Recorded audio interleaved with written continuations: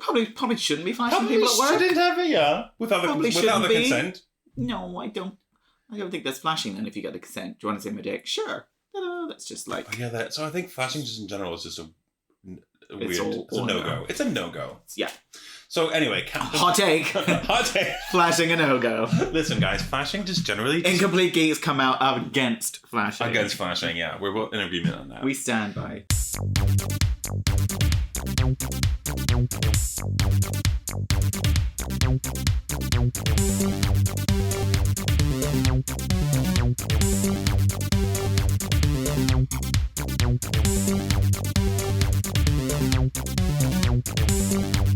Hello and welcome to Incomplete Geeks, a gay geek podcast. I am your host, John. That is your host, Nick. This is episode 26. We are talking about something that we're going to just talk about again later in a different way and change all the details.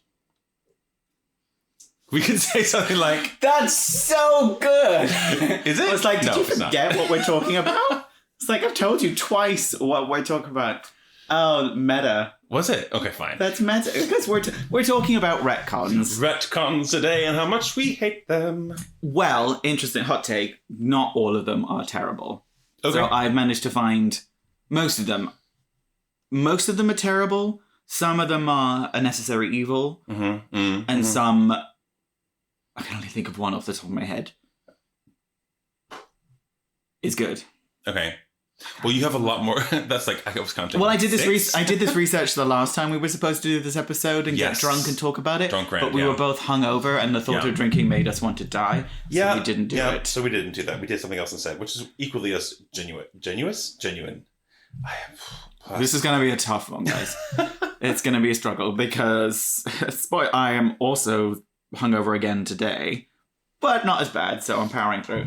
And dear listener, I am not hungover, but I am stupid. So that will be equally... It's been a week. It's been a week, guys. It has been a week. It's been a week. Jeez. So I apologize if the two Marks and Spencer's home brand lagers bring out the worst in me, which they might do. And I am drinking a Negroni. Spagliata. Oh. What was it? With Prosecco. Oh, stunning. No, you didn't hear what I said, did you? I couldn't remember. I said, Negroni, chipolata, with Prosecco. Stunning. Stunning. Ooh, stunning. What she says. Ooh, stunning. Love them so much. Is Negroni the one with, like, peach flavor? The, what's it called? Not Archer's, the other one. No. Hey, Google, what's in a Negroni spagliata? Common ingredients in Negroni Sbagliato include Prosecco, Campari, Vermouth, and 3 others. Campari Vermouth. I might like it then. And obviously, we love them, but Spagliato is not... it's not at all how you pronounce it. Italians around the world are like, stop it! Yeah, but do you realise I've never heard of this drink before? So when you said it last time we were talking about Spagliato, I was like, okay, cool. I would have happily got... If we were in a bar and you said, go order me a Negroni Spagliato. Yeah, and I'd be like, hi, can I have a Negroni Spagliato? And they'll be like, fuck off. We've run out. Because everyone's ordering Negroni Spagliato. With Prosecco in it. I will happily be that fool. Ooh, stunning. It's disgusting. It would be disgusting. Did you hear what the Campari, Vermouth, and Prosecco? I mean, I don't mind Vermouth in a martini. Oh, vodka martini. Ugh. With an orange twist, not with olives. Although it's not the end of the world. Olives. People put olives and onions in drinks. Yeah, what is this world? You can put a cocktail onion in a martini. That's not so bad. It's a Gibson, right? No, Gibson is with a... Oh, wait. I'm thinking of Giblet. No. Oh, maybe I'm thinking of Gimli. I used to be a bartender at Hard Rock Cafe. Oh, you suck. For like 2 months. And I don't remember any of this shit. It's alright. Anyway.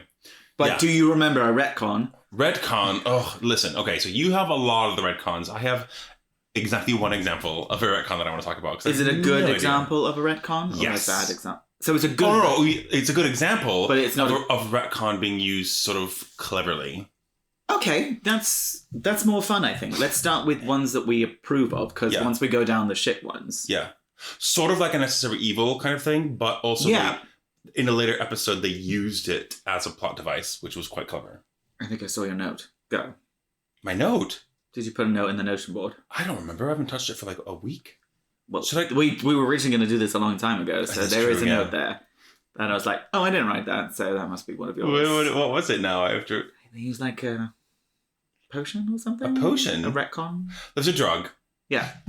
There's a drug. Okay, so I'm thinking about the TV show called Torchwood, which you've heard of, which is a spin-off of Doctor Who, and Torchwood is focuses on Captain Jack, and he sort of heads up this team of... The gay guy, right? The sexually fluid one, yes, who hits on Billie Piper and Christopher Eccleston, and then comes back for David Tennant as well. He's gay in real life, though. Yes, he is. He was the one that flashed everybody back in the day. Captain Jack was a popular character in Doctor Who, so they gave him a spin-off show. They called it Torchwood. Torchwood is an anagram of Doctor Who, and which is what they would put on the scripts to disguise them as Doctor Who scripts. They would put Torchwood on it because then nobody would be like, well, no one would try to steal it or think it's important. The fuck now? They do now, yeah. So basically, they said, "Oh, it's quite clever. We'll make that the name of some organization." So anyway, he's stuck in Cardiff of all places, and God, yeah, because that's where they shot one episode, in like Christopher Eccleston's era. They shot one episode in Cardiff, and they said, "Oh, we're just going to recharge the TARDIS's batteries because there's a rift in time of space here in Cardiff on this one square of pavement next to the big sort of dome, football-shaped dome kind of thing." The Millennium Center, was it called? I don't remember. Anyway, I am not a Cardiff Have you been to Cardiff? Have you even been to Cardiff? Yes. Okay. That's why I'm not an expert on it. Straight through. I know. Straight through. I was there. I forgot. Anyway, carry on. We're in Cardiff. We're in riveted. Cardiff. I'm riveted already. So yeah. So the whole premise of the show is that this rift in time and space is still there, and weird shit falls through it once in a while. And so the Torchwood organization is there, or department, whatever. So Captain Jack leads a team of like four people. I said 5, which is related to the retcon episode. Anyway, 4 people, and they just sort of clean up the shit. The very first episode of Torchwood focuses on this character called Gwen. It's Gwen. It is Gwen. I wanted to say Eve, but Eve is the actor's name. Okay. Okay. It's called Gwen, and she like discovers Torchwood, and then so they have to give her a drug to help to make her forget, and they call it the retcon drug because they say it's basically like an amnesia kind of pill, which is reversible, but they call it retcon because it was their way of saying this didn't actually happen, or this did happen, you just forgot about it, kind of thing. So they made it, but in a meta kind of way, they made it part of the show by calling it the retcon drug, which is kind of just the term they used. But she is so clever that she finds it again anyway, and then she becomes part of the team. That's how the show starts. Is the show about retcons? Nope. So it's not really a retcon. They call it a retcon drug. A few episodes later, I think in the first season still, but I could be wrong. Could be in the second. They had an episode where there was a sixth member of the team, counting Jack. And the whole sort of like they did with Buffy, where they had like the intro was different with this other character. That was a great one. That was a good one. We'll talk about Buffy in an episode as well. So this guy just like is there. Can't wait to do a Buffy one. That's going to be like a 2-hour one. Yeah, that's going to be great. Oh my god, so excited. Anyway, we should do.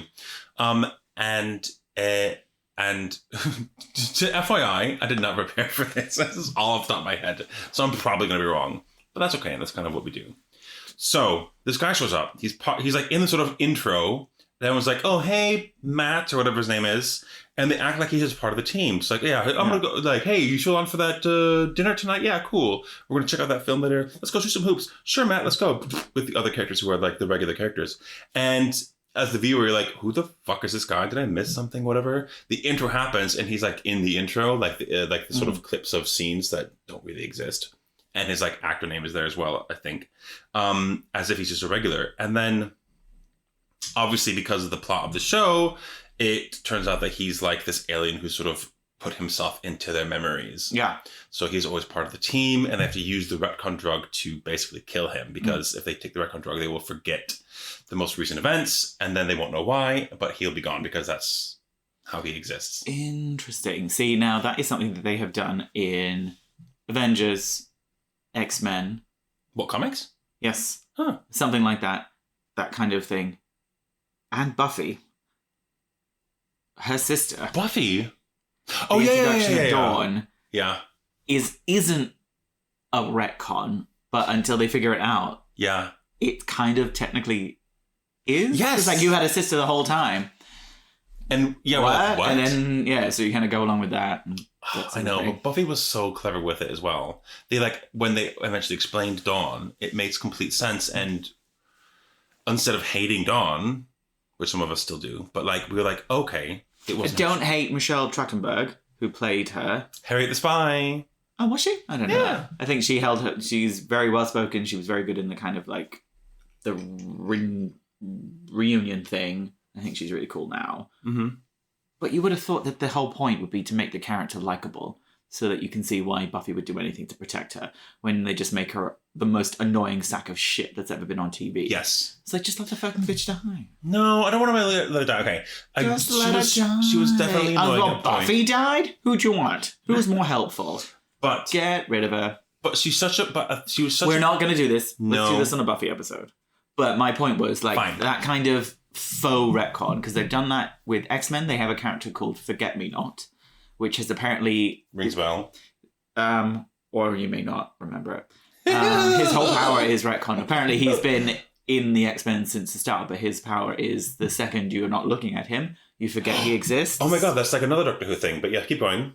So, yeah, he's apparently been around the entire time, but no one ever remembers him, so he just kind of keeps when did that character come out? Long time ago. Not a huge... No, because it was retcon that he's been in the X-Men since the start, so 2010-ish. Are a lot of these... Oh, really? Are a lot of these retcons going to be about X-Men? There will be a lot. That's my area of expertise. I've tried to pick as many non-X-Men ones, but comic books are rife with... They are retcons. Well, the thing is, it's a necessary evil. They have multiple writers, don't they? So, how do you make it consistent? The whole reason, which I've said before, the whole reason that we love universes is because of the continuity. I really, really hate, and something changes, and you're like, hang on, that character. That's wrong. Yeah. It's wrong. It's not canon. It happened all the time in Heroes. Remember that TV show? Because fucking Sylar, Zachary Quinto's character, would absorb, he would take on the powers of other people that he would kill, and then he would just forget that he had them. I try and do full I hate when people who make a TV show forget what their rules are that they have created. And so I'm sure it happens in comic books as well, which you're going to say. But more than I could possibly count. Just like comics, TV shows have different writers, and it's better nowadays, but it's really, really rewarding when you have a coherent universe with rules that you set out and you follow them or break them in clever ways. Yeah. Anyway, that's my rant. There's gonna be so many more. Probably the most famous, universally non-geek one of a retcon. And I don't know if you're only 2 years younger than me. I'm so young. You should know about it. I don't know if our listeners will. Did you ever watch, or did your parents ever watch Dallas? No, I never watched it. So Dallas, it's just one of the many, American soap operas that we had. It was all a dream thing. Absolutely, the Return of Bobby. So that's the most famous one, and it's kind of the one that's parodied a lot. But and then Roseanne did it. Yes, yeah, that's right. Wasn't it with they killed off Dan, but then brought him back, or the other way around? The last season where she won the lottery, and I actually hadn't watched it all the way through, but she won the lottery, and then the life was going really well. And the end of it, which I don't know if it was the last series or the second to last series, but then at the very end, she was they retconned it, which I don't know if it was their plan all along, but that's such as the nature of retcons, where she's you see her writing she's writing a story. It's all fiction, but actually Dan had died at the beginning, from some heart attack. Because he has a heart attack at the end of a series before they win the lottery. Yes. That was so they retconned it that he died the whole time. He was there the whole time, and she was writing a fictional story. That's such a cheap shit cop-out. Yeah, well, The Return of Bobby was the same, that he died. Oh, it was all a dream. Yeah, or they do, the breaking the fourth wall, or not quite that. Where Buffy was in the insane asylum. Sorry to go back to Buffy. Oh yeah. Episode. Oh my god, no! Yeah. Oh, don't get me started on that episode because so great. It's arguably like the most important episode of the entire show. Could have been the finale. Could have been the finale. I don't know if that's really a retcon though. No, but like the whole idea that it's a story, it was made up in your head, that kind of thing is a tool that could be easily, and because it's been done so many times, people could use it to retcon stuff. Will and Grace. When Will and Grace came back, it was brilliant. I loved it because I loved Will and Grace, because who didn't? Yeah. I loved it all the way until the final fucking episode. Of the revival, you mean? Of the original one. Yeah. The final fucking episode, like, they have a huge fight, as they always do. They fight and then they don't see each other for, like, whatever, a year, 2 years. And then they meet up and they bury the hatchet? Make peace. That's the phrase, yes. But, in that year, she's married Leo and he's married Vince and they have babies and that stuff. So they make peace. And they all come together and like, everything's good. I was like, great, we'll catch up in time. And then they just don't see each other because they're too busy with their husbands. And then their kids grow up and their kids get married. Yeah, I saw that. And they're like, the final thing is like, we should go for a drink. It's like, yeah, that's fine. Leo's working tonight. It's like, the whole premise of this entire show was your friendship. And the only reason you will see your friend now that you're grown up and have a husband and a child is because your husband's working and you're free. But the rest of the time, you don't see him for 20 years. So it just shat in the face of the message that friendship's really important, no matter how dysfunctional it is. And if you actually rewatch it now, it is so dysfunctional. Good God. But it's comedy. It's fine. Yeah. So that was the only thing I hated. Is like, I love that show, but they finish it on a note that very clearly says, my husband is important, my family is important. The second I get one, I don't give a shit about my best friend of 20 years. That's weird. So when they did the revival, which was brilliant, it was perfect. The first episode is they're there chatting and Karen's like, wait, what's happened? What's going on? Who's president? Am I still rich? And they're like, no, that never happened. It's like, you didn't like your kids get married? They're like, no, what are you talking about? So, and then, they kind of like, oh, really? So we still live together. You didn't have a baby, that sort of stuff. You're still gay. You're Got still it? gay. Got it. Wasn't in the very last episode, wasn't like, you don't get like a shot of Jack and Karen in like a hot tub, and they were like, oh, you and me together forever. It's not in a hot tub. They sing Unforgettable together when Jack plays the piano, and it's so incredible. I've watched it so many times. But that was clever because like Jack was saying, can you take a picture of me from my Grindr profile? They explain everything, and he turns to the audience and say, got it? And then she takes the picture, as in, did you get the picture? But to the audience, like... It's just like the first episode of the revival you're talking about. I have never seen a single episode of the revival. Good. It's really good. But it kind of peters towards the end. Like, the end's just like, we move out. Oh, okay. All right. So, spoiler, but it's... So you should watch it, and they make a really effort that all the gay characters, apart from Will, are played by out-gay actors in the reboot, the revival. Right, okay. Which I think is really important and really good. Okay. But yeah. I like it. We're not being shot at. No. I don't live near a train station. No. It's the 5th of November tomorrow as of filming, which is Guy Fawkes Night. And if you're not in England, that's our fireworks night. So that's weird. That's when people set off fireworks. And because we're in, like, the slums of South London... We are not. We hear this. It's a really nice area. They're probably really classy fireworks. Mm-hmm. The posh fireworks. Sure. That was a good retcon. Yeah, I didn't know about that one. Yeah, there we go.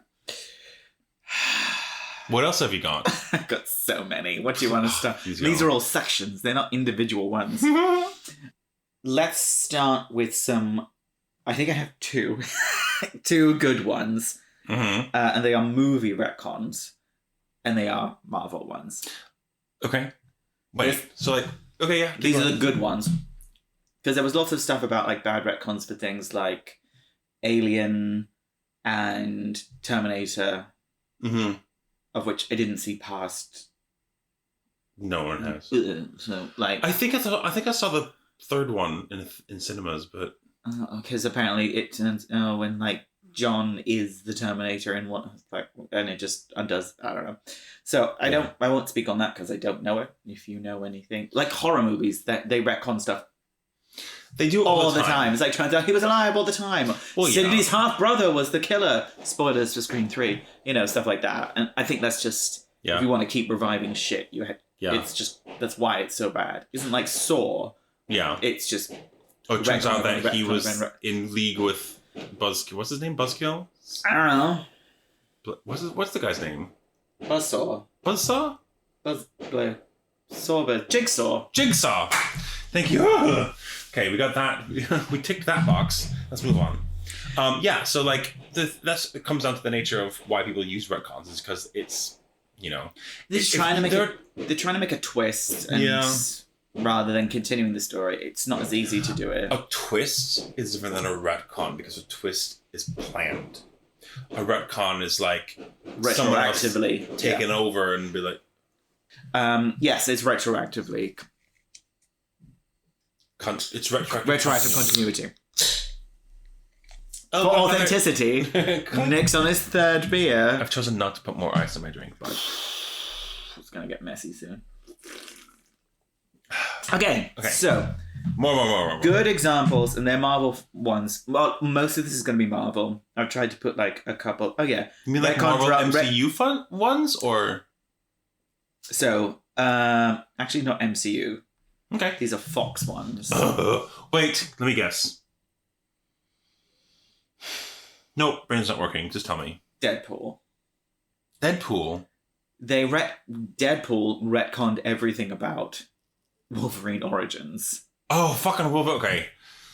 And I think we all agree that was a great move. You mean at the very end of the first film? No, but the very existence of Deadpool, right, completely retconned everything that was in Wolverine Origins. They had no fucking mouth, all that kind of stuff. It just completely wiped away all of that crap. Yeah. I think we all agree. And part of me is very, very, very, very, very sad because that was the only time we saw Gambit on screen. But it was overall. We'll see Gambit again. Don't worry. We'll be 50. But we'll be 15. So yeah, Deadpool's one of them, and also fun at the end of the second one that he retcons. Oh, that's what I was thinking. All of it as well, like Green Lantern, clear out. Like that. Yeah. Hot take: Green Lantern isn't that bad of a film. Hot take. Yes, it is. No, it's not. It's terrible. It's got it's good points. I've not seen it. Let's watch it. You've not seen it? Let's absolutely watch it. So the other good retcon, in a similar vein, is Days of Future Past. Yes. Okay. Because it retcons away X-Men: The Last Stand. Oh, thank fuck! I'm so happy that again. And in one way, Deadpool is a brilliant way to do it because Deadpool doesn't follow any of the rules. It doesn't matter. So fine. It's very much a chill out. It's a film. But changes it. Whereas Days of the Future Past does it in a very clever way in that it's very tries to be quite faithful to the comic book origins. Yeah. So as I understand, they weren't originally going to do Days of Future Past straight away. They were going to do another X-Men film, X-Men in the early years. Like first class early years. Yeah, so a second class or whatever, before they do like that. But thank God they didn't, because that was a fucking abortion of a film. Which one? First Class. Okay, interesting. I hate it more than Last Stand. Hot take! Hi, okay. X-Men First Class is worse than X-Men Last Stand. Hot take. It wasn't that bad. One of my favorite, but it wasn't that bad. It's terrible.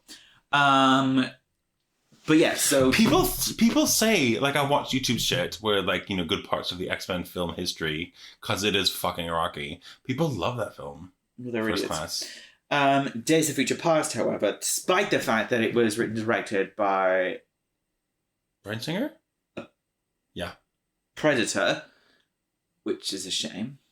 Because 1, 2, and that are the best X-Men films. They really are. They were all written and directed by a Predator. So, awesome. Thanks for that. Great. However, that film is fucking brilliant.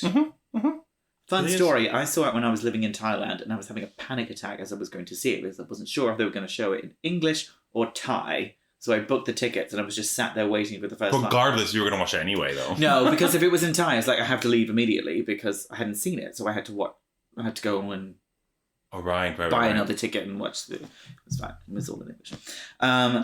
That was a brilliant way of also retconning like Last Stand, but also kind of like getting rid of the sour taste of First Class because it's like let's just move this on to an entirely new timeline and everything, which they could have followed on with, but they followed on with Apocalypse. Which, hot take. And then Dark Phoenix. I really enjoyed Dark Phoenix. No, I really enjoyed Apocalypse. I cried. I enjoyed it so much I cried. But because my expectations were down here. Dark Phoenix I cried, but for a different reason. Because it was terrible. I could have shat a bloody stool out and thrown it on the screen. It would have been way more fun than that fucking film. Unfortunately, I was... You know what? I look at the good parts of everything, and I see the good parts of Apocalypse and Dark Phoenix, but they just don't stack up to what... I really enjoyed Apocalypse because I get rid of Oscar Isaac and it would have been fine. I didn't mind him at all. But... He was awful in it. I don't blame him for being awful. Yeah, I was going to say, I think the character Apocalypse was awful in it. Anyway, that's not a hot take. That's not original. Anyway, and Days of Future Past managed to kind of like... Yeah. It was a perfect opportunity. Asshole Brian was like, here you go. I've taken these 2 turds of a film. I've come back. I've made this really good film. Yeah. And I could have fixed everything for you. And you can now you can start again. If only he wasn't such an asshole. So that was a retcon, multiple retcons, but good. Like Professor X, he was dead. Oh my god! And then the teaser that he was put in someone else's body, but which also happens to be actually no, it's just which is never explained either. But it's also someone who looks identical to Professor X. Whoops! Like, is he using his powers? Well, because he woke up in someone else's body at the end of The Last Stand. Yeah, but did that? But so you mean we see the guy? It doesn't look like Professor X. Right. And then, but the implication was then at the end of which one was it? Well, Origins when he comes back. It's like, hey, I'm back. Like, hey, it's just me. Like, no, yeah. It's like, oh, it was me. I'm alive. I'm happy for that. Who cares? It's fine. I don't care. Again, that's less of a retcon and more of just a continuity error. But that was, yeah. I don't care. That was them trying to like promise things, just throw everything out, just to get people excited. Like, oh my god, it's Blurgity Blog from the episode of Blogger. What was that thing? The end credits. There was some TikTok that you saw, and you were like, every end credits is like, oh my gosh, look, so and so from this episode is appeared. You sent me that, wasn't it? You? No, was it not you? I need you to be better with words. This is an auditory medium. And my drink is really strong. And I'm seeing this. So let's carry on, shall we? There was one sec. I need to partake in this a little bit because I have some things to say. Are we still talking about Days of Future Past? Yes, 2 things quickly. I get annoyed when they just sort of throw things at the end of the end credits, just to promise things to get people excited. But the only people who get excited are the nerds, and nothing happens of it. Which because like they were teasing Nathaniel Essex at the end of Origins. Essex called. And that never. No, that wasn't. That was the end of what's it called? Apocalypse. Oh, was it? I think so. No, because Logan was in it. Oh no, Logan was in it, and the only ending we had for that was the film Logan, which was a good film as well. Film. I think it was Apocalypse.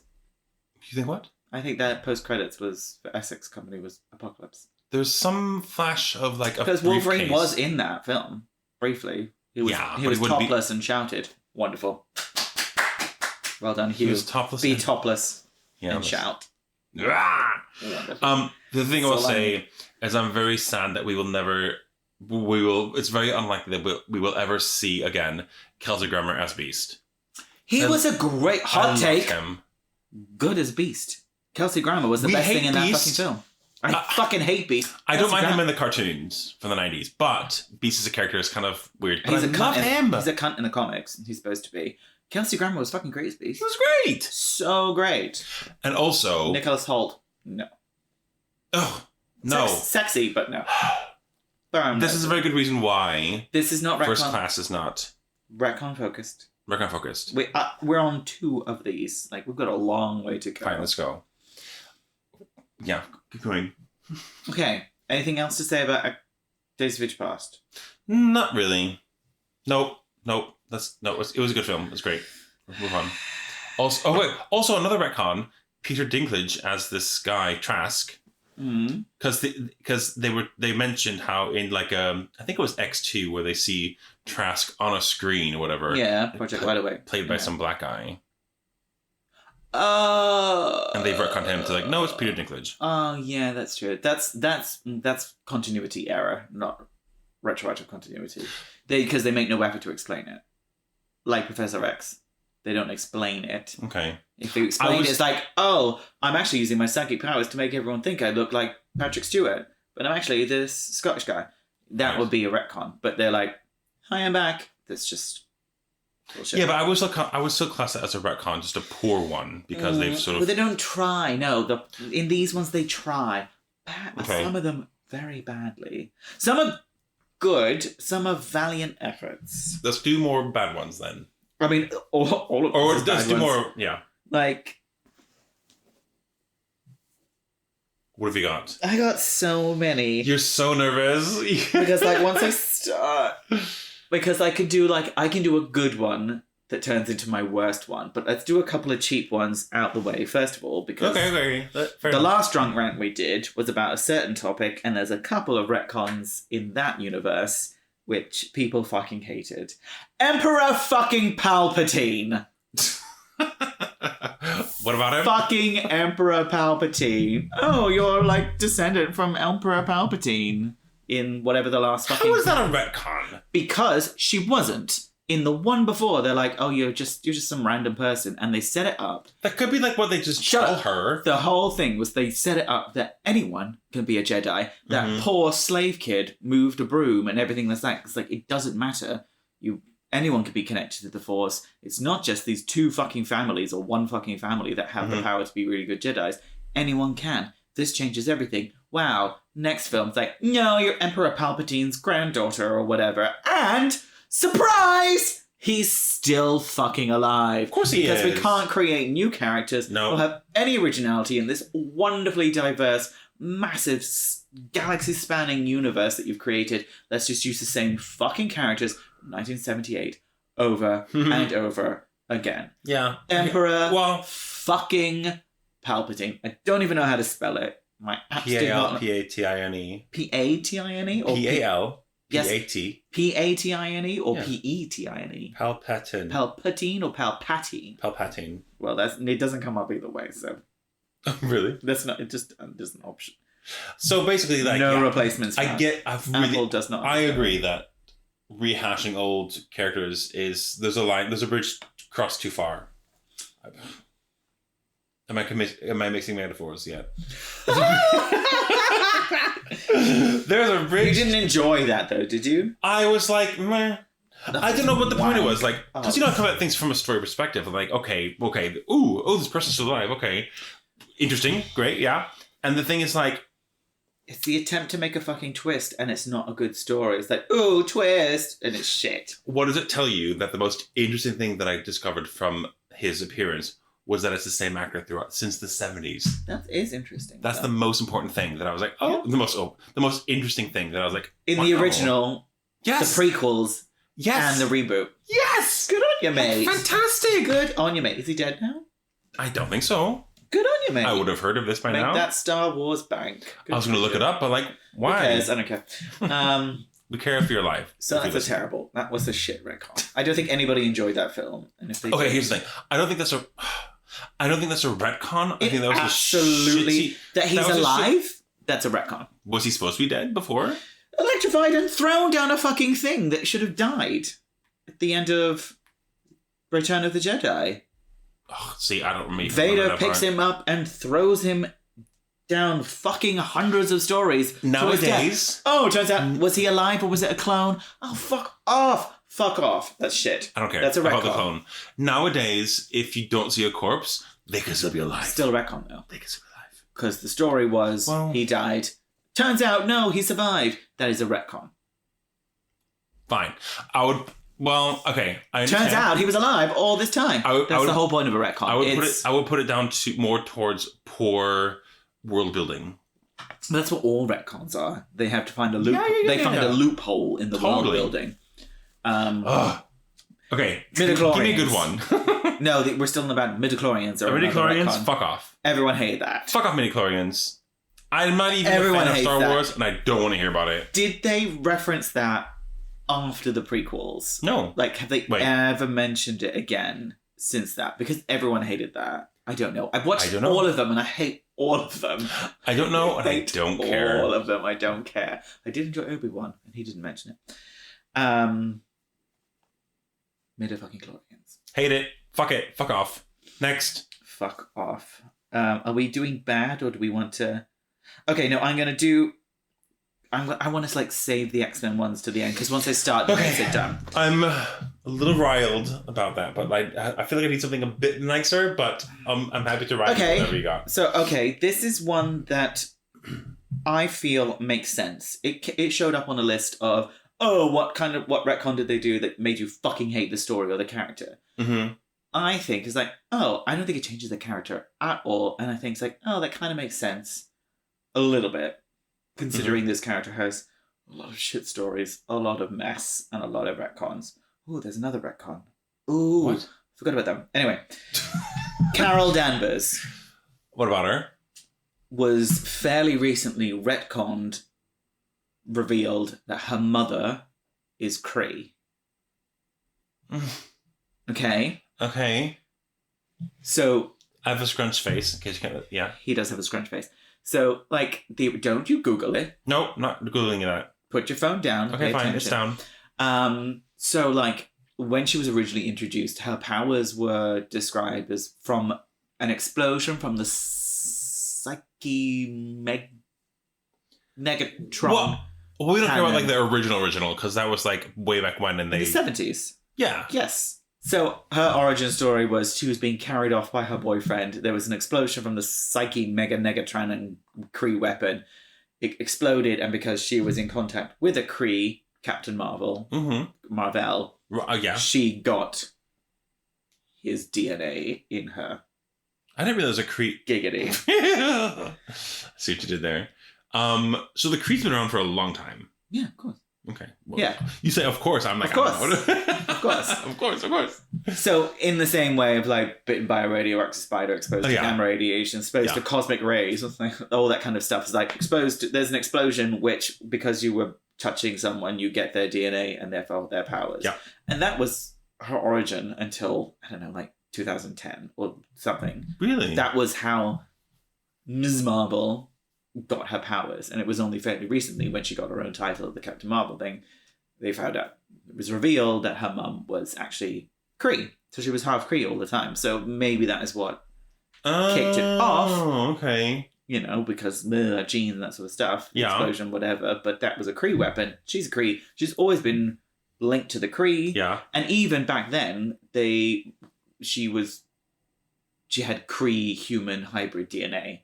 Because of an explosion. Yeah. And they've used that because when Rogue absorbed her powers, the way they tracked her in Avengers Annual number 10 was like, Carol's unique Kree-human hybrid DNA sets off a unique signature so we can track it. So she's always been Kree-human hybrid. But back in the day, that was only because she absorbed the DNA of the explosion. Because she absorbed the DNA of Marvel. Sure, yeah, exactly. And this retcon's like, actually, her mum is Kree. And was always Kree. And it's like, that makes way more sense. Yeah. And I don't think it changes the character at all. They did muddy it by the fact that she has two brothers and they are not half Kree. Because she had different dads. It's like, that was not necessary. I feel like that's just making it a soap opera. But then again, those comics kind of are. Mm-hmm, mm-hmm. So. That makes sense. I think that's not a soft retcon, because it does change her whole origin without actually changing her character. But some people hated it. I think it just kind of makes sense. Yeah. And she's always been a Kree soldier and defends Kree people, even when Kree are assholes. Kree are bad people sometimes. Kree people. Well, it's like when they can do a retcon and it makes sense. It's almost like it's almost as if someone I don't know if it happens in comics, but with TV shows, there's like very important ones, very, very popular ones. There's so many fan theories that go around that if a certain theory makes a lot of sense, then sometimes it's like worked into the story to become canon, to become true. Like that makes a lot of sense. Do you count that as a retcon as well then? Or is it just like another sort of puzzle piece that's been added? Because they retroactively say the reason she has her powers is because her mum is Kree. So did they previously say that her mum is a human? Or that both her parents are human? I mean, they didn't outright say it. So maybe it's more like a puzzle piece missing. This is the whole... You're picking holes in this. That's what a retcon is. Okay, fine. Like, she gets her powers from this explosion and her boyfriend. Yeah. Okay, that is true. No, that she is... got her powers from her mum. Yeah. Basically. So it's retroactive. It's like Kamala Khan in the TV show. Because it's like... That's not... I don't think that's a retcon. That's just a difference because that's one medium to another. In the comics, she's an Inhuman. Oh, yeah. If in the comics, they change her to a mutant... Oh my god. Which they might do. Which they probably will. That is a retcon. Because she is explicitly inhuman. And if they say, oh, it turns out you were a mutant all along, it just activated it. Wow, we didn't... Or anything like that. That is a retcon. Yeah. Retroactive. Yes. That's definitely true. Spider-Man, One More Day. Have you heard of that? I don't think so. It's basically the premise that they used for No Way Home. Yes. Okay. I think Aunt May gets shot. Who? Aunt May. Oh yeah. Okay. Yeah. So in it, Spider-Man makes a deal with Mephisto. Oh god. Yeah. Okay. To turn back time. And that's the whole thing that, like, because he's revealed his identity to the world, Aunt May's dying. So they kind of undo all the events of, like, he's no longer married to Mary Jane and that sort of stuff. Oh. The world doesn't know his identity. Okay. And that was the premise of it. Some people really hated that, and that was done so that he could make him, like... He'd been married for a long time. A bachelor again. Yeah, they kind of wanted to make him that, like, sad loser, struggling kind of thing. Mm-hmm. Which, depressing and probably shit, worked really well for the film. The fact that at the end he's a return to a Spider-Man that Tom Holland never played, but one that is really familiar. The fact that he's, like, in a shitty room by himself, no Avengers, no tech, no high school mates and everything like that. It brings him kind of back to that. So... Yeah, I get that, yeah. The fact that it was like a literal deal with the devil. Anytime Mephisto comes up, like, it's a mess. Yeah. It's a very much a magic cop-out, which... Mephisto's a bit like, it was a dream all along. It's very much magic! You know, it's like, a wizard did it. It's kind of that. How does Mephisto have powers that even the Sorcerer Supreme cannot best? Because he's like the literal devil. So, I feel that was important. I see why it's debatable though, because it works. Because I understand why creators, because obviously we have this continuity of the Spider-Man's life, I suppose, whatever. And it's like, you know, what do you do with a married Spider-Man? Divorce him? If he becomes a person, like, you can't go back to those times when he was single. Just having, So I feel like needed mentioning, although I realize in hindsight I don't know any of the details, so I probably shouldn't have brought it up. That's fine. That's what I do. It gets a lot of hate, but I think it was important, and it made a really great film. So and it's really important. Was that a recent thing? Because like now, no, that was it wasn't a long time ago, but I couldn't tell you when because I have that paragraph and it doesn't say when it came out because I don't remember. You're just trying so hard. I do vaguely remember when Spider-Man was revealed as no longer being married to Mary Jane was when my parents were getting divorced. So I was like, great. Perfect. Nothing stays together because I assumed that meant that they got divorced. But no, apparently it means the devil rewrote time so that no one remembered anything. The devil rewrote So that would have been time. 2001. Okay-ish. Okay. I think they have to explain nowadays in today's world that we know that there's no such things as gods and devils. If Mephisto ever does show up in the MCU, we have to explain why he's got these powers. But the thing is, there's no such thing as gods and devils, but there also is a thing of gods and devils. Like there's a whole thing about gods. Yeah. Well, that's gods and devils. It's literally. Yeah, I suppose. There's not a but unifying Christian judo god Right. and Christian judo devil. But if you say that Mephisto is basically the devil, then that's subscribing to like the Judeo-Christian. Yeah, but so Hela's there, Loki's there. He hangs out with all of them, so it's fine. Okay, so he's like that level. Yeah, sure, one of them. Sure. So I think so that's like a debatable one. Okay, fair enough. It feels like mentioning. Right. What else you got? Here we go. So I'm going to do a good one, which will then spiral off into your to the questionables, then the bad. Which is the reason that we were talking about it. The whole thing. And it centers around one character. Can I guess? All of these, I don't think you'll get it right, because all the good, the bad, and the debatable center around this one character. A very prominent central X-Men character. Magneto. Yes, baby. I was right! Yay! Yes.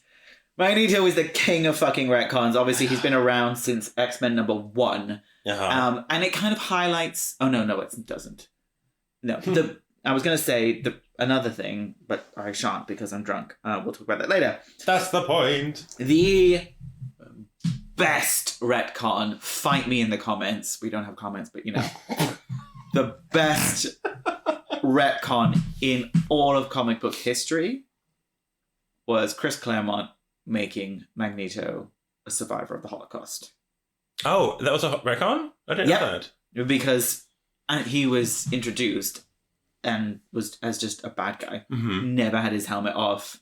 Never had his backstory because it was the 60s. No one gave a shit. Yeah. It's like, evil mutant. Yeah, he's the bad guy, yeah. No motivation. No one gave a shit. Mm-hmm. No one gave a crap about that. It was just like, I want to rule the world. Very standard, typical bad guy stuff. Yeah.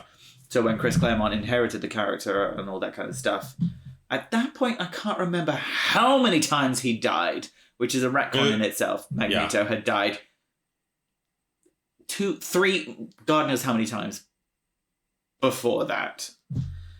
So every time they're like, oh my god, Magneto's alive, that is also a retcon. Is a retcon because it's like, oh, we saw him go to his death. Turns out no. But turns out no, it actually was saved by a turn whatever. Just like Emperor Palpatine. Fucking Palpatine. Yeah, so many times he died and came back. So I don't know where Chris got the idea for that from or whatever. And apparently it turns out it was decades before they explicitly said Jewish. Oh. Like they were allowed to say, which is bonkers because everyone who created him, everyone who created the comic book industry was Jewish. Uh-huh. But they didn't explicitly say that, but they did say he was a Holocaust survivor. Okay. He was in the camps at Auschwitz, but they never said he was Jewish up until fairly recently. Wait, I guess that's... You just which is weird. Imply that, don't you? Yes, I guess. But I suppose maybe like gays and the mentally disabled and black people were also in there. But obviously... He's not any of those, he was not, no. And he is Jewish, and he's the most important Jewish character in X-Men. Maybe, okay, just to play a bit of devil's advocate, it's like maybe they didn't want to... Because I never like ascribed that label to Magneto. Like Magneto, the Jewish X-Men, or the Jewish mutant. Really? I always do. I never did. Like I have always done. But and also, that's at the same time, understanding that he is... Finish your thought first. Being a survivor of the Holocaust, like obviously that is... Maybe it's my own fault for not connecting. It never like... explicitly says that I'm Jewish. Yeah. Maybe my brain just never connected that. That's my own fault for being stupid and... I wouldn't say it's your fault. I feel like, annoyingly, that's probably what they wanted to do. Yeah. It's like, we all know, but let's not say Jewish in case the Nazis don't come and see this film and we want their money. Yeah, I don't know the reason why they wouldn't do that. Maybe that's the same with the comic books. Because they never said, maybe. you know, Superman's Jewish, Spider-Man's Jewish, or anything like that. Are they? Of course they are. See, I think it's just like maybe I think I want to believe, and I'm probably being a hopeful romantic, but I'd like to believe that that's not a significant part of the history, but maybe it should be. I think it's naive of us not to know that, and not to be aware of it. Yeah, and we all have different backgrounds. I grew up in a part of the world where Judaism is as illegal as homosexuality. Wow, okay. So I don't know any Jewish people or never knew Jewish people. And I don't know how America separated Jews out from anything like that. But anyway, the best retcon in all of comic book history was adding that character to a cheesy, mustached, twirling equivalent bad guy and giving him this whole completely different character. Like, it didn't change his character, but it you know, his motivation before was kind of seen as like, let's take over the world, I want to take over the world. Yeah. Making him a Holocaust survivor was like, I've seen this happen before. We are the minority. We were fucking wiped out. I will not let that happen again. It completely changes his motivation and makes him from this one-dimensional baddie to, yeah, I get it. And it's why he's a good guy now. And he's been a good guy and a bad guy and a good guy and a bad guy. Because every time you can understand why he's like, fuck you, they hate us just because we're different. And it keeps happening. Yeah. Fuck trying to be nice to these people. Yeah. It changed everything. So, I don't know. I don't think Chris Claremont is Jewish. But... Don't ask me. Hey Google, is Chris Claremont Jewish? According to Wikipedia, Claremont was born in London, England. His father was an internist and his mother was a pilot and caterer. Claremont is Jewish on his mother's side and lived in a kibbutz in Israel during his youth. Really? Wow! There you go. I love that. I knew he had English origins because he writes very well about English backdrops. He names all the streets in London when he's ever put. Oh, really? He knows the background really well. So, if there isn't evidence that we don't research our episodes, there's not. Maybe you don't. Girl. He's my favorite writer of all time, my hero, and I met him once, but I didn't know if he was Jewish or not. How old is he now? 70 something? Quite old. 71, correct. So that is the best retcon.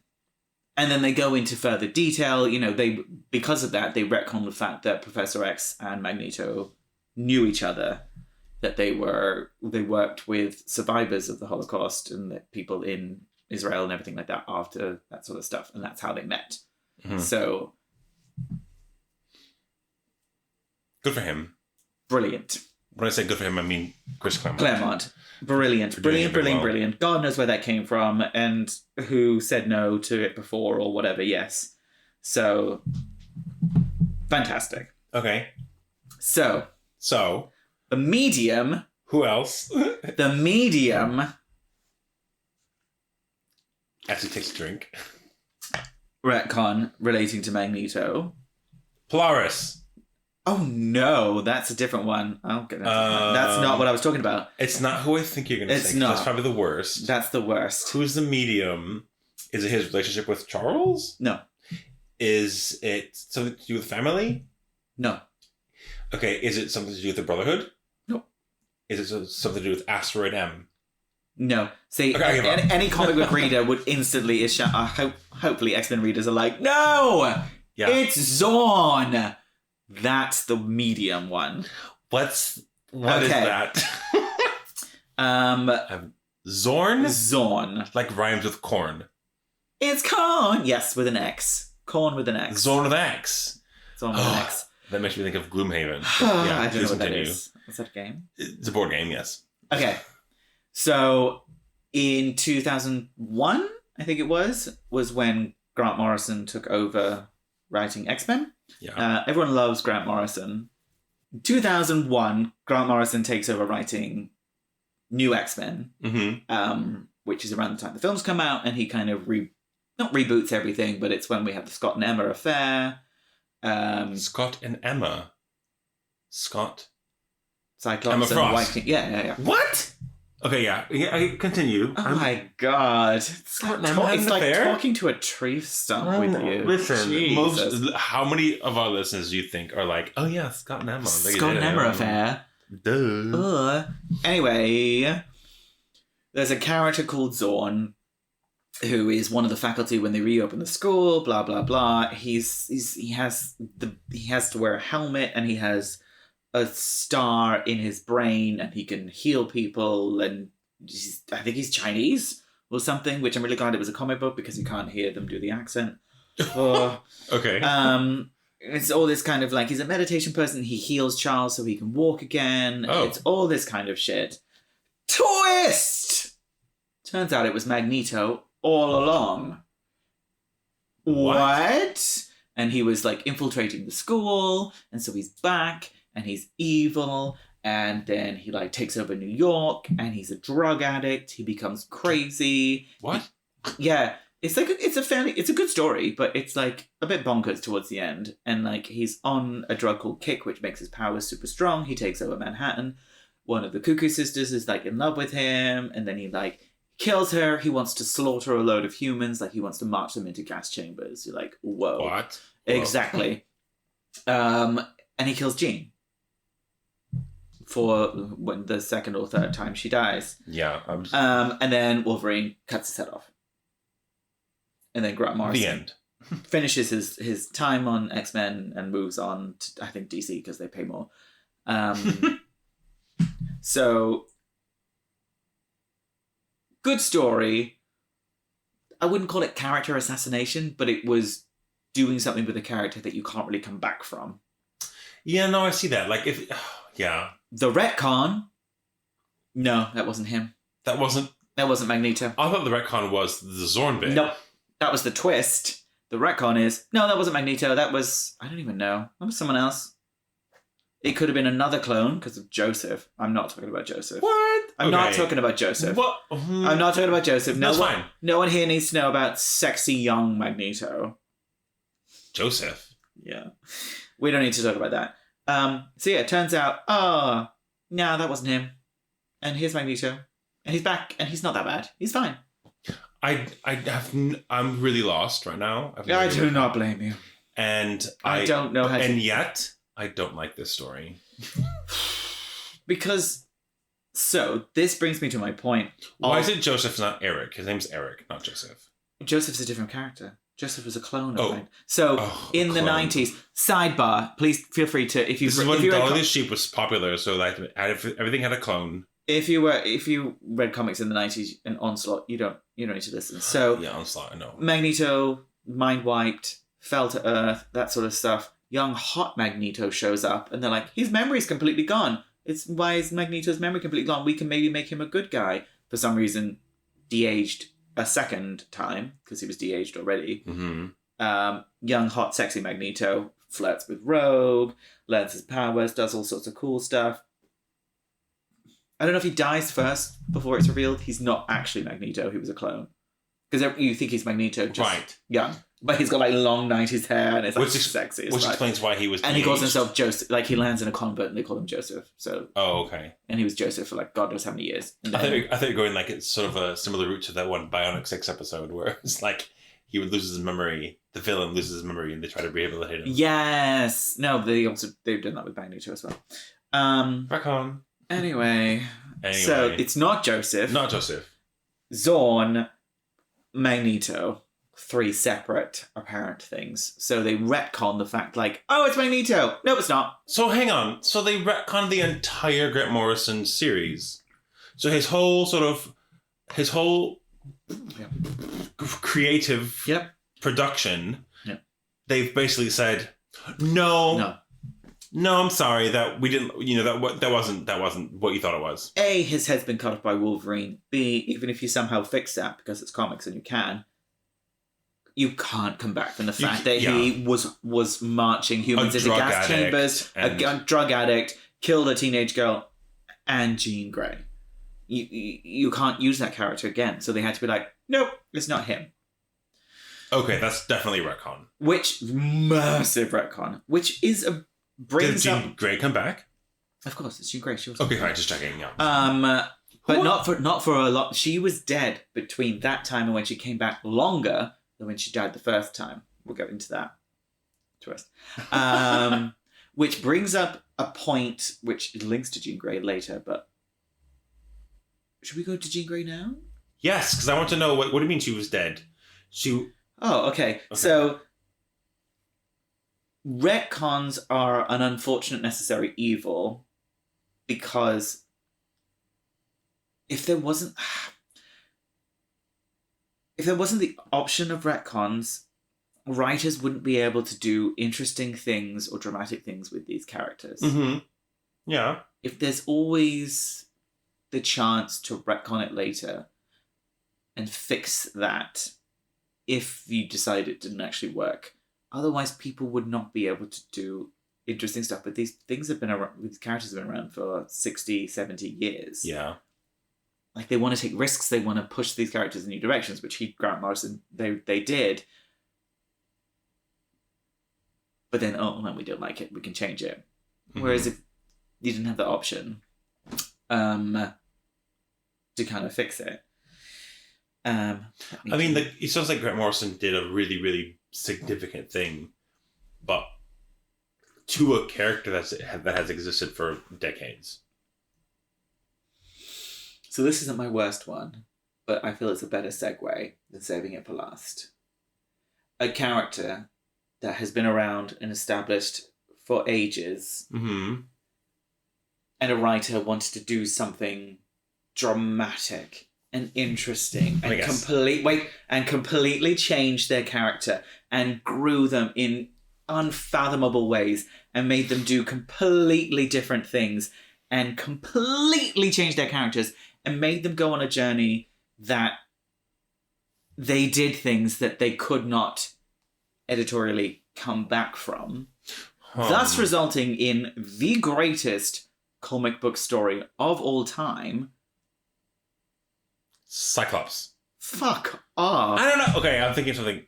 Dark Phoenix Saga. Right, okay.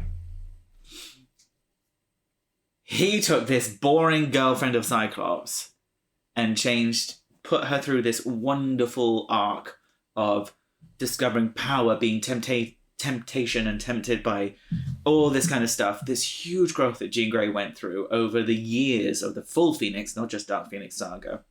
Oh, okay, hang on. So Dark Phoenix is not the same as the Phoenix Saga. Phoenix Saga, then the Dark Phoenix Saga. It goes on for years, and it's initially so subtle. Please, if you haven't read the 101 through to the Dark Phoenix Saga, read it. It's so subtle. It's such a great metaphor for a woman coming of age and realizing that men are like uncomfortable with the fact that she can do stuff.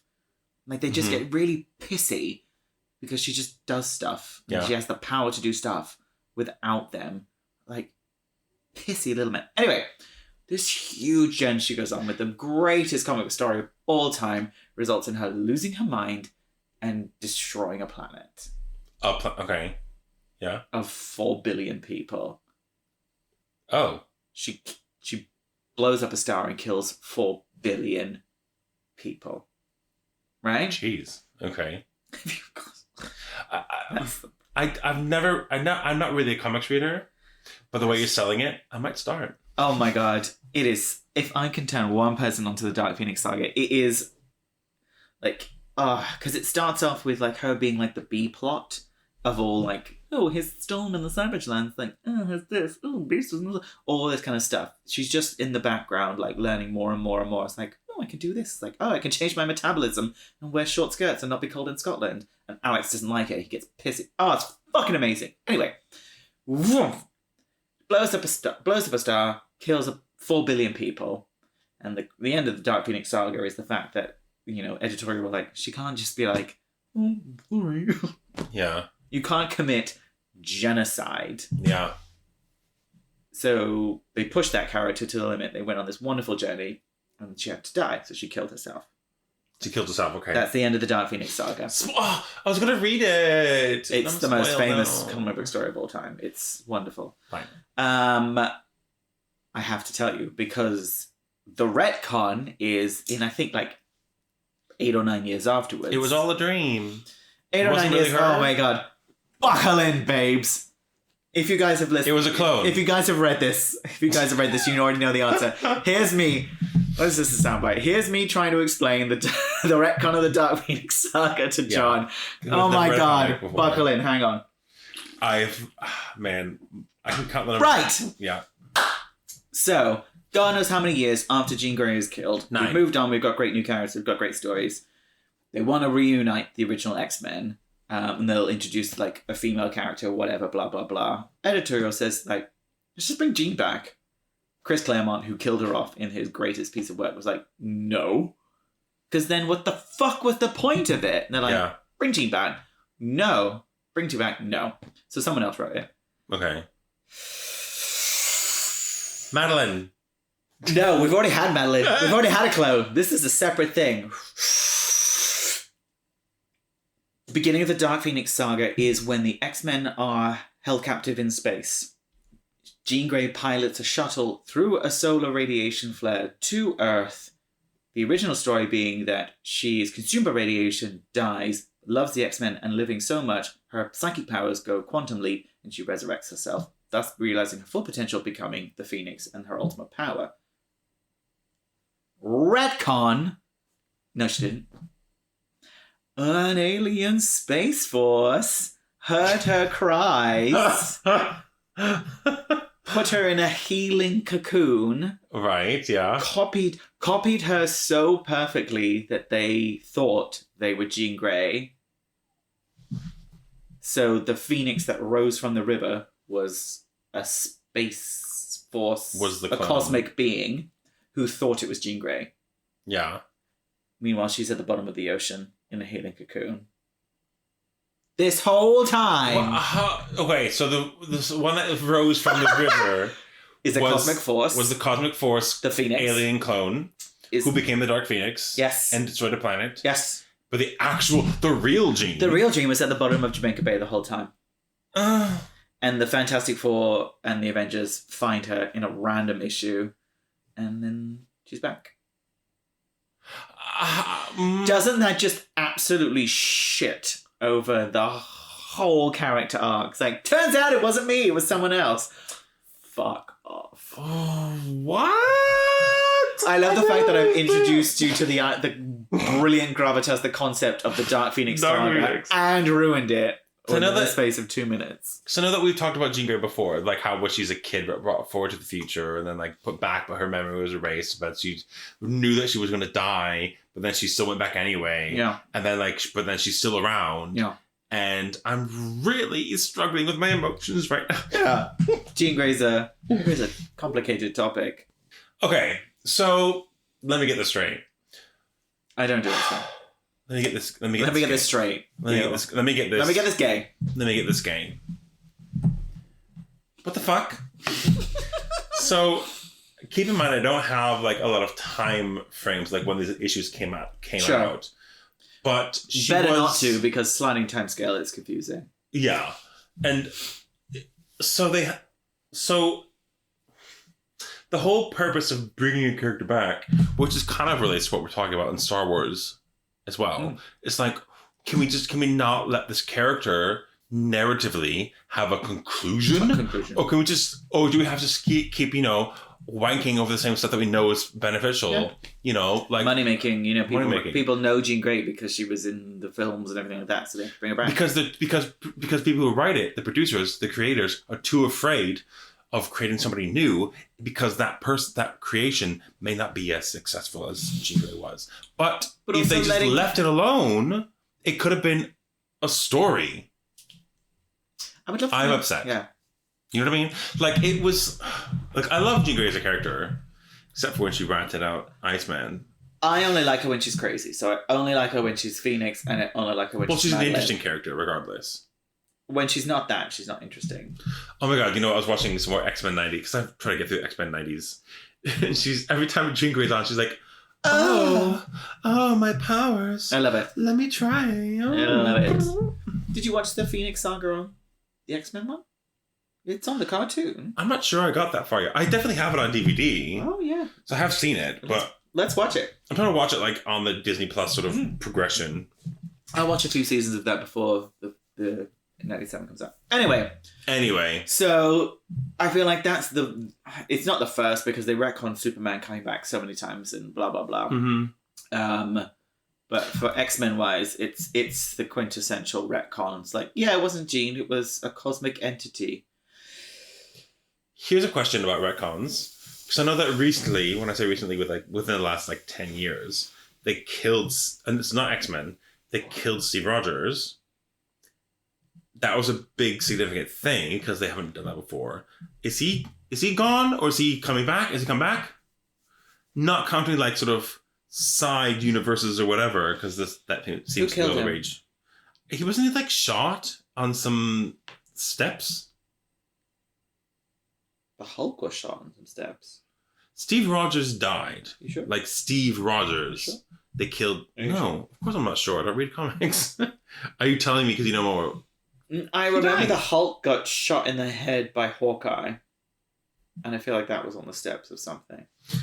There was a famous panel of him bleeding out and people sitting... Yes! I can see the panel in my mind as you said that. There you go. I feel like because Carol was there. That's the only reason I know it. Yeah, he's back. That's been ages ago. What? Come on! This is not an Avengers podcast. I don't remember. This is why we can go on about... This is my beef with... This is my rant about people not adhering to stories. This is why... To make another Doctor Who reference, this is why Steve Moffat was a terrible showrunner, because he never treated death as a significant event. He always brought people back, it's die, it's tragic, and then 2 episodes later they come back, and it would just de-importantify the death in the first place. And it's why would you do that? Your actions should have consequences, like they do in the real world. That's why we watch these shows. That's why we get attached to them. But if Steve Rogers is back in the comics, what the fuck? Just give people the story. Has there been a character who's actually died? I was literally going to ask that. Please, dear listener, tell me, has there been a character, because I'm trying to rack my X-Men brain, of a character who's actually died and not been retconned back? Maybe a random shit person. Well, definitely not an X-Men, because now all the X-Men can come back. Yeah. And I think that's a really clever way to do it, because it's we know you're going to bring him back, so now you don't have to make up shit excuses. Just, they've been resurrected, we've done this. So yeah, he's fine. He's been back a while. I'm so happy he's back and okay. I don't really care. So I'm going to read those comics because I really like that character, and I'm so glad that he didn't actually die, because that would have been a bad story. Read the Dark Phoenix. Read the Phoenix Saga. I'm going to read the fucking Dark Phoenix and nothing else. X-Men 100 till, I think, 136 or something like that. You know what? Marvel.com, you can have my money. I'm going to buy those comics. No, do it on Marvel Unlimited. You pay £9. That's what I mean. £9 a month. Just make it... Is it to have access to all the comics? Yeah, it's like Netflix. Oh my god, so many. Do it for a month and then so many comics. Oh, it's unfathomable. They've got my money forever, bastards. So that is in my opinion, the most infamous retcon in comic book history. The most? Okay, yeah. Infamous. When going through the research and doing that lists of best and worst ones, there is a similar DC kind of one, which I don't know if it happened before or after. Del and other people, please tell me. With Green Lantern. So, okay. In a Green Lantern story, it sounds very familiar to Phoenix, so it's probably Marvel stole it. Let's be honest. That's what they normally do. As I understand it, yeah, as is their history. As I understand it, Hal Jordan failed to save an entire city or whatever from being destroyed. Mhm. So everyone he knew was killed. So, and that grief broke him. And he went on a quest to, if he got enough power, he could bring them all back. So he was like killing people and getting extra power rings and everything like that, and was eventually became known as Parallax. So this like crazy evil thing, blah blah blah. Again, I didn't read it. This is just the summaries, which I would read because Green Lantern's actually really good. And it builds to the point where he's like he sacrifices himself and like restarts the sun and dies and that sort of stuff.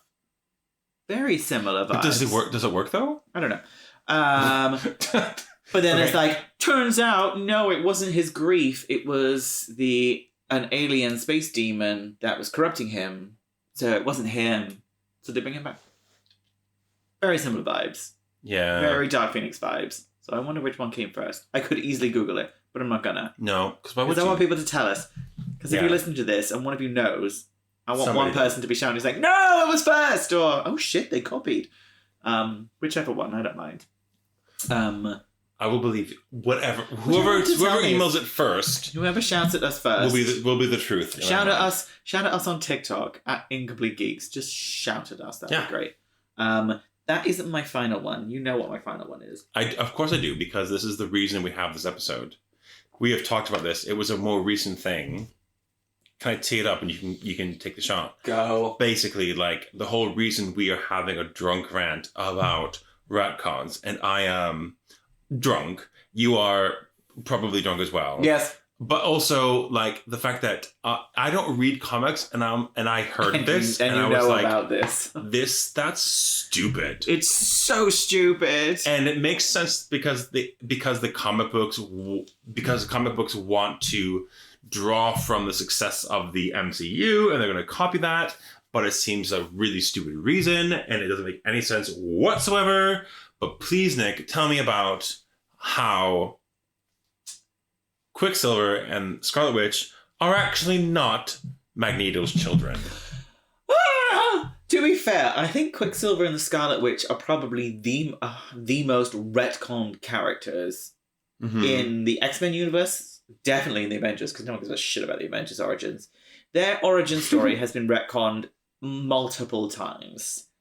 In just the comics? Yes, in the comics. So before we landed on the fact that they were Magneto's children, they had a couple of different origin stories. Which in themselves were then retconned. Because originally they were just mutants, right? Mutants who were Romani, who were saved by Magneto, and there you go. Okay. That was it. That was saved. it. Okay. Then when they were Avengers, they wanted to add more depth, so they retconned it so that their dad was this old speedster character, the Wizard, who was in Jessica Jones season 3. Okay. And then because they were always the Maximoff twins. Yeah. This guy was something Frank, so that's this weird point in the 80s where if you read Avengers West Coast, awful, John Byrne, great artist, terrible writer. She's called Wanda Frank. Oh. Because that's the Wizard, he's a speedster. Yeah. So, like, obviously, the Quicksilver connection. You're like, it turns out we're his kid.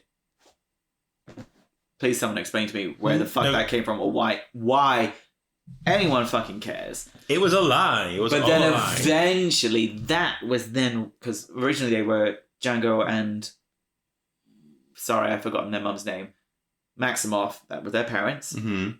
Then it was, they were just adopted, but their biological parents was Frank, whatever. And then it was retconned again in Vision the Scarlet Witch that their biological father was Magneto. Okay. Which, originality aside, like Quicksilver is drawn the same as Magneto. Oh, really? And look, I don't know. I would have never thought. They look exactly the same. They have the same grey-white hair and the same features. They are identical and always have been. Oh, right. So okay. it's kind of like... That's quite funny, actually. You guys didn't come up with this sooner. So it turns out that... And that was a great backstory. So when, again, back to Magneto, trying to get back to Magneto. We've been going for so long. Thanks for sticking with us, guys. We're almost there. This is the point. The great backstory of Magneto. Brilliant. So after they survive the Holocaust and he gets away, him and Magda, who is his wife. Magda, yes. I remember the name Magda, yeah. Who was with him in the camps and everything like that. Escape, whatever, that sort of stuff. They start to make a life for themselves. His mutant powers then begin to manifest because they didn't join the camps because, God, his life was so awful. Mm-hmm. It just didn't have the energy. Whatever, blah, blah, blah. They have a daughter. His powers start manifesting. People, I think he hits someone with a crowbar without touching it. Something like that. Something that makes him look weird. So, small towny people decide to set fire to his house and lynch him. So they beat the shit out of him while his house is on fire, and his young daughter is in the house, and she burns to death in front of him. What? Okay, so that weird scene in Apocalypse isn't that far-fetched? No, exactly. So Anya burns to death in front of him. You see her, in a back issue, leaping from the building in flames, and he's holding her burnt corpse. Oh God, that's dark. Loses his mind, his powers flare, and he kills everyone. Like he should, because they're shit. Mm-hmm. Kills them all. Magda sees this, his wife sees this, and thinks he's the devil, and runs away. Right. Doesn't realize. I love when I'm talking about X-Men. This is so fun. You waited this long to talk about it. This is the pinnacle. It's the best thing ever. The thing is, you genuinely telling me the story, which sounds vaguely familiar to me, but I'm. And if you guys know it, I'm sorry if I get anything wrong. But anyway, so she runs away in fear because he has just slaughtered the whole village. Rightly so, because they're all cunts. But she's terrified and runs away. He doesn't realize she's pregnant at the time. She runs away. Let's not get into the High Evolutionary and Bova, the humanoid cow, who helps give birth to them. We don't need to. No, we don't need to do that. I think I watched a YouTube video where they vaguely mentioned Bova. Love Bova because of some Bova. Background thing in WandaVision. She's there all the. I love Bova. Which is a little Easter egg. Wanda gives birth to the twins, but she's terrified that Magneto will come and find her because he's crazy, so she leaves them and disappears off. And that's why we assume she dies, whatever, and then they give Bova goes to nearby Romani people and gives the twins to them, and they raise her. And that's where Magneto then finds them. Same sort of area. Her powers show up and they flare, and she sets fire to stuff because her mutant power is to change probabilities. Mm-hmm. It's what if this caught fire? Shit, could caught on fire! When everyone thinks you're a witch, fuck you, and Magneto saves them. Full circle. And that was the established story.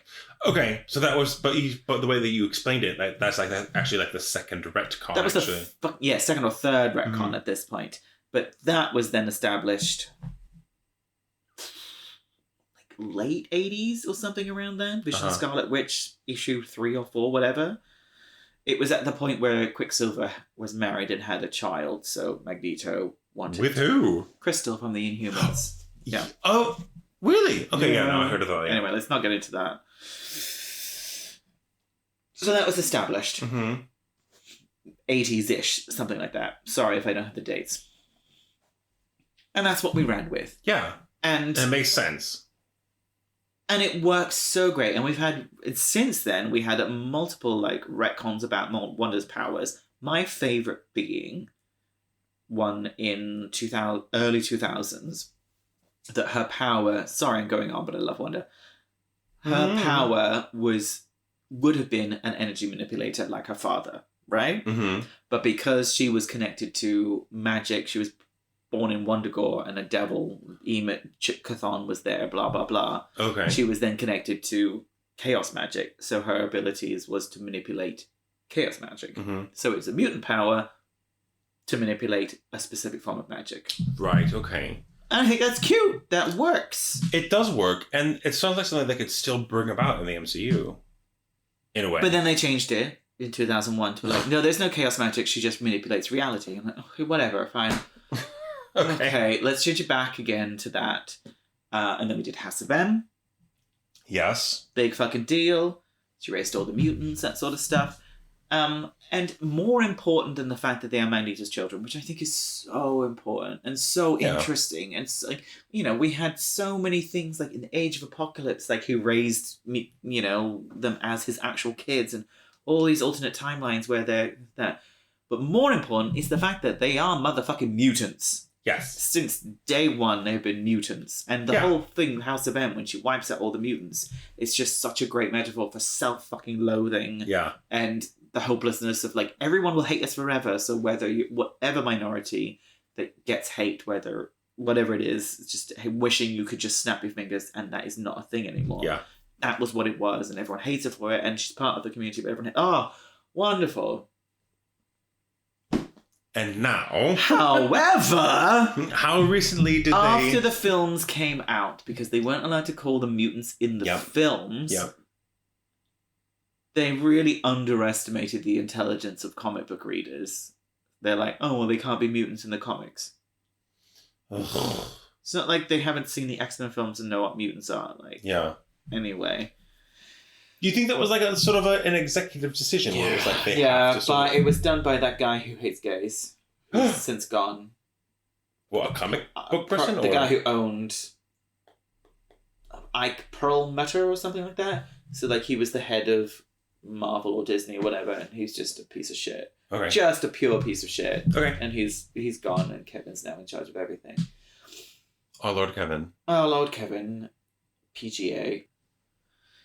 I'm going to say these words and you're just going to like nod to them. I am. Yeah, exactly. The storyline where after Professor X died, the Red Skull then took up his body and took out his brain so that he then had Professor X's psychic powers and took over the world. Yeah, sure. What? I don't like that one. Yes. That's what was happening. There was she cast a spell that made good guys bad and bad guys good. Scarlet Witch did? Sure. Okay. And there was a fight. This is after House of M. Oh yeah, wait. After. Okay. There was a fight. I don't know if like Magneto was then good because he was bad or bad because he was good or whatever. So she cast a spell with her mutant powers to say like, fuck everyone in my family. To attack everyone in her family. Specifically her family. Yes, so that, you know, because it was aimed at Magneto. Yeah. Pietro was hurt. Mm-hmm. And he wasn't. And Eric Lensher wasn't. And his name is not actually Eric anymore, but I've forgotten what it is now. Eisenhart.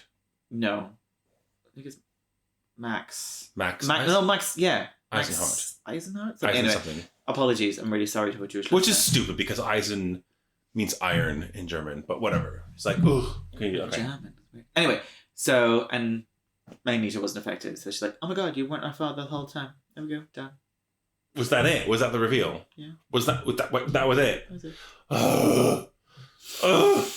So, turns out they were humans experimented on by the High Evolutionary, which their background is linked to, and they're not mutants, they're just humans. And then, since then, she's a witch, and her mum's a witch, and all of this, and God knows what... Oh my god. God knows what Pietro is. And what a dark period in comics right now. What a wank stain. What a wank stain, yeah. Bollocking pile of shit that it's just like this convoluted crap. Yeah. When you couldn't have just said, like, in the comics... they're linked to these characters. But in the films, the characters aren't there yet. Yeah. I mean, who cares?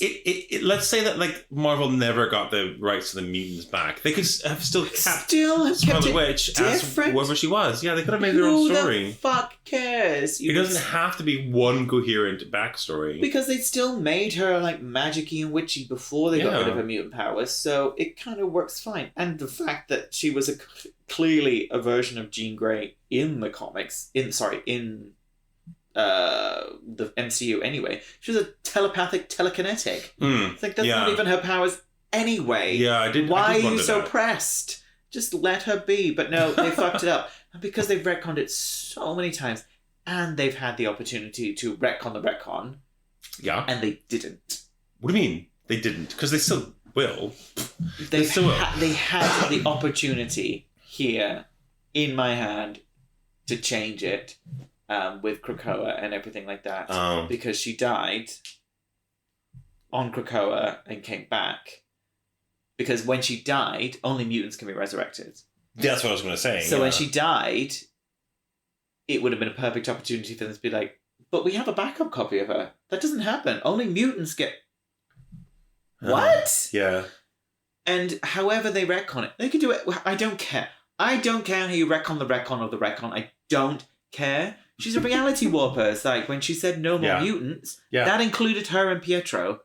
You could easily say, oh, no more mutants, including me and him, because Pietro did lose his powers for a significant period of time. Oh, so, yeah, he did, because they tried to get him back. Exactly. Yeah. So it could be like, yeah, we've been mutants, we've been his son the whole time, but I just didn't want that to be the case, so she changed it. Easy. Gosh. But they didn't. They have opportunity. They had this opportunity. They're like, no, but you're like his daughter in spirit. No, you're not. You've hated him your entire life. He was horribly abusive to you. You're not genetically related to him, and you've been dead for like God knows how long. Anyway, it was... And by the way, you've dead. It is a mess. And I don't know how they can fix it without it being more of a mess, but at this point, who cares? Just fix it. Make them mutants, make them siblings, make them related to Polaris, because I love that. Yeah. And Magneto, and just shut up. Shut up. Yeah, I mean... Occam's razor, like the simplest answer, is probably the correct one. Like, why would they not? It was all It was all a dream. I don't care. I don't care if they end up saying it was all a dream. Just please, just shut up, because we all know you have to do it, and you're just trying to find a clever way to do it. Just fucking do it. Yeah, get it over and done with. You could have done it. Just get over it. I think it sounds like I mean, I'm assuming that you are speaking for the majority of comic book readers. I just speak for myself. I can't speak for everyone. But yeah, please, guys. But if you just fucking change it. But if like they could probably do anything and it'll be fine. Like comic book readers will just be like, yes, fine, whatever, as long as they're back now, whatever it is, whatever the explanation is.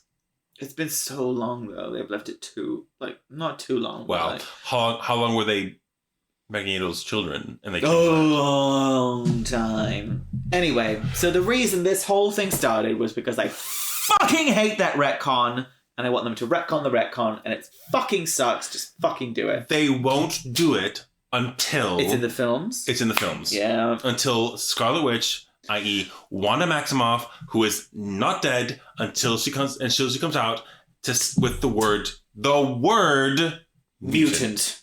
Thank you. But like, and then they will change it in the comics. But they bought Marvel so long ago that they could have fixed it so quickly and be like, no man.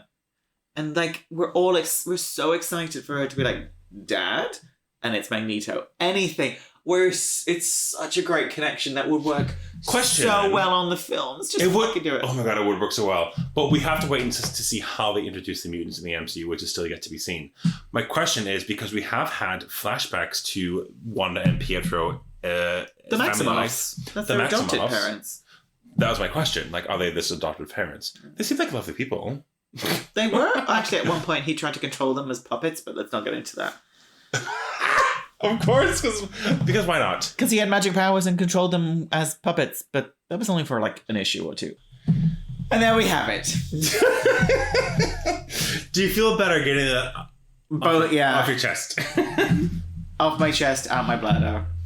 When they finally say, well, we were teased with it in Ms. Marvel, the word mutant, everyone's just going on and on about it. Fucking She-Hulk did it as well. We're just gagging for mutants in the MCU. And when it happens, I am going to be one of those fucking mutants, even if it's like a dead one in the background. Hopefully not, though. I'll be a dead one. That'd be great. You be the dead one. I'll be like some minor character. I don't know. We'll see. Sure. Big grand hopes. That was our drunk rant about retcons. It was by no means exhaustive. It was very X-Men focused. Sorry, but that's what I care most about in the world. So yeah, it was. Yeah, we will happily discuss in depth if you have any other retcons that are important to you or that you feel are good or terrible. There are we want to hear both. Hundreds of thousands that I'm sure people can tell us about, whether it's different comics, if it's TV shows, if it's films, if it's any kind of geekery media. I would love to know about it. Yes. Would you love to know about it as well? Yeah, I was literally just going to say exactly what you said. Like TV, films, comics. We'd love to know about it. Please. Video games even. Like that has a narrative. Yeah, I hadn't even thought of that. Yeah. Please let us know what we would like us, because we'll do this again. How can they get a hold of us, Nick? You can get a hold of us by emailing us, incompletegeekspodcast@gmail.com. Okay. You can also reach us on the socials. Yeah. I'm on Twitter @NickBakerGeek. For now. I mean, are you going to still be on that platform? Oh, because of Elon. I mean, I ain't verified. Are you already verified? No, God, no. So you can be verified by paying $7.99 a month. Anyway, so I mean, well, it's either Elon or it's Zuckerberg. Yeah. You could be the Musk. So I'm on the Musk. I'm on the Zuckerberg. He's on the Zuckerberg. So I'm on Instagram. On Instagram @JohnMarks. That's @JONMARX. Correct. Yeah. MARX. Yes. British Sign Language, not American. I know both. Letters. And TikTok. And the TikToks. If you see us, if you stumble upon our TikToks, please comment, like, and share. Even if it's to tell us it's like, stupid, you suck. I don't care. Yeah, like and follow. We'd really like to grow on there. That'd be great. And if you're listening to this, which I suppose you are, if you heard that, please follow us on Spotify. Yeah. Or Apple Podcasts. Amazon Podcasts. Google. Stitcher. It's a very popular one as well. Wherever the hell we are. Your delivery system is. We'd love it if you could give us a follow, because then you can be notified of future episodes. Give us a rating, because that would be awesome. But that's all the ways. And also, our TikTok is Incomplete Geeks. That's our handle, right? Yes. Right, okay. Just Incomplete Geeks. Yeah, very good. Well done. I'm going to use that recording for every single end of episode from now on. Like we're used to it all by now. Yeah, against a background of like piano music or something. We should just pre-record it, but I think we know. We should just pre-record. We know it enough by now. But it's been fun. We don't make mistakes with that part, but we do make mistakes. We make a lot of mistakes. I bet you I made a ton of mistakes, especially about the stuff that's not X-Men. I try really hard. I'm a geek, but I'm not a complete geek. No. But you are working on it. As are you. I am. So thanks for listening. Thank you for listening. Bye-bye.